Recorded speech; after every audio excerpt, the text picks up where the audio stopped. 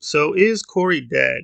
Well, here we'll be looking at some clues that maybe he still is alive. I'm going to acknowledge Wolfman, who had some interesting speculations, but I don't think he went far enough, so we're going to add additional clues. Again, how convincing these are, you'll have to judge for yourself.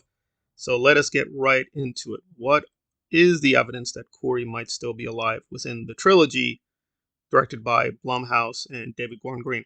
Well, Wolfman begins with the obvious that when Corey stabs himself in the neck, he's still alive because Michael still has to fight him and they struggle. And it seems that Michael does kill him by choking him, but we don't know for sure. We never see Corey's body destroyed like Michael. And that is a big point they make in this film, that the body has to be completely destroyed for, quote, evil to die with that person. And he also points to Sandra, who we thought was dead in Halloween Kills. She's still alive. And it is interesting that they both have these massive injuries to the neck. That means that they can't speak. So that's a pretty good set of clues right there. But I want to go further. I'm surprised he didn't go into this other clue, is that we see Michael's mask at the very end. The last shot of the film is technically the Michael Myers mask. Now, some people speculate that Corey will come back for the mask. I don't think they're going even as far as that, but the very fact that they chose the last shot obviously symbolizes that the mask is very special. There is something special about Michael, and again, for a time, Corey had the mask. That doesn't mean the mask gave him power or made him Michael Myers necessarily, but in this universe, people of a certain kind can have access to whatever we're going to call it, supernatural powers, or they're just extraordinary. And the mask can symbolize their extraordinary nature. And then we get to, and I admit this is a bit shaky, so you have to be careful here, that they use a song at the end of Halloween Ends. And there's a lot of rock music throughout the whole film, so this may be nothing, but they play Don't Fear, and you think it's just an interesting reference, but no, that's in the first film. When Laurie is driving, we hear that song. That song is there canonically. So it could just be an interesting reference. It's nothing more than that. But if you know the song itself, it of course talks about the Reaper. It could be this double entendre by having it at the end of the film. It implies that they don't have to fear death, and that means Corey specifically.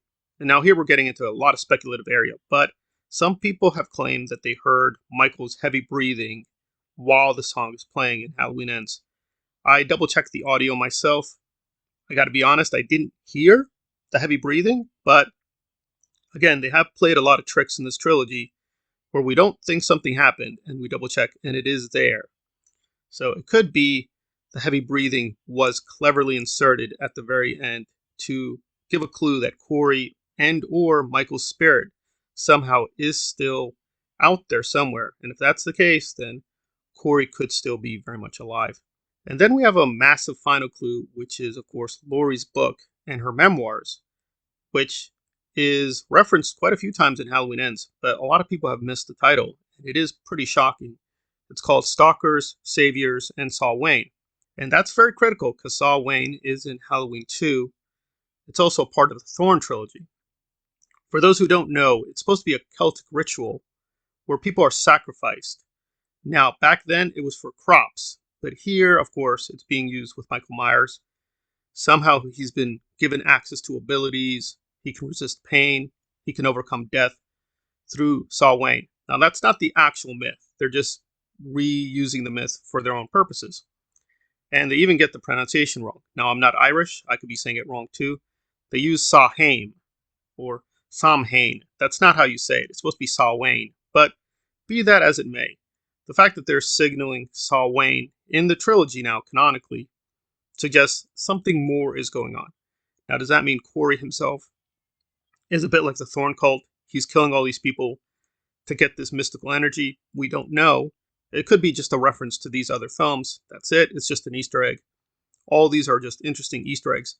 They don't mean anything, but when we put it together, admittedly the clues are small and nothing is definitive, but they do give you some evidence that Corey might not be dead, or certainly not dead in the way we think within the confines of the Halloween myth. Wolfman got this, but he kind of didn't emphasize this, is that Laurie shoots Corey like Loomis shot Michael. And we know that was not the end of Michael Myers. So how is Corey able to shrug off the shots? He's very much injured, right? He doesn't get up like Michael does. But the fact that he could withstand being shot at suggests something has happened to Corey. Has he gone full Michael Myers? Maybe not. Maybe his transformation will take a while more. So it's not like Michael, who seemed to be very extraordinary that night in 1978.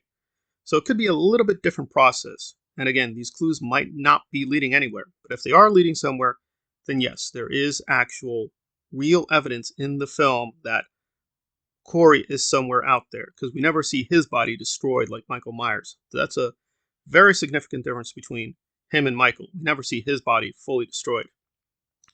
So again, we could just be going nowhere with these clues, but if they did do it, then we know from Halloween Kills, with that controversial scene at the end where Michael allegedly speaks, and I do think in that case he was speaking, that something we think was not in the scene for a long time is actually in the scene. So we're going to have to wait and see, going back through Halloween Ends a couple times, maybe these clues really are there, and they're not imaginary. They really are there, and Corey is very much alive.